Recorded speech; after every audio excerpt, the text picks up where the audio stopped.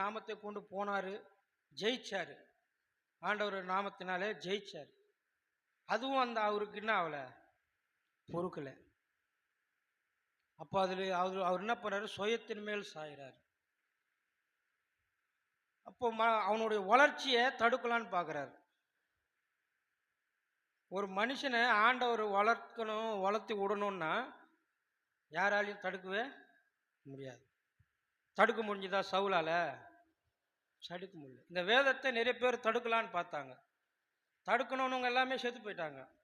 ஆனால் வேதம் இன்னும் பிரிண்ட் ஆகினே தான் இருக்குது. ஆண்டவருடைய சித்தம் யார் மூலயமாவது எப்படியாவது அவர் நிறைவேற்றிப்பார்.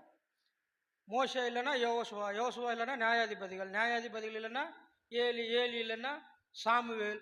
இந்த மாதிரி யாரையாவது ஒருத்தரை கொண்டு ஆண்டவர் என்ன பண்ணுவார், வைப்பார். சவுல